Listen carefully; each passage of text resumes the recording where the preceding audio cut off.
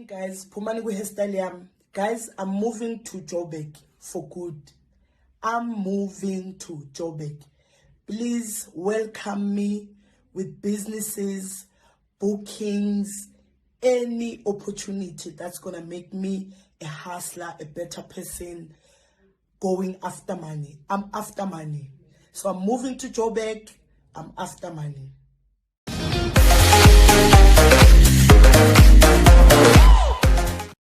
Yes, guys, this was a video of Zodwa Bantu bidding farewell to Eyadini and Durban as a whole. If you don't know, Eyadini is where Zodwa's entertainment journey gained recognition.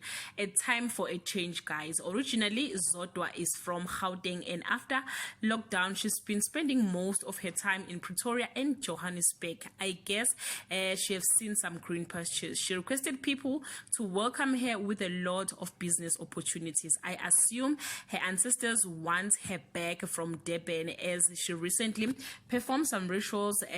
She shared a video of herself doing umqombothi and visiting her grandmother's grave. Mugel is a hard worker. Mugel is a hustler. All the best with her new beginning. If you like her, send some love on the comment section. Bye.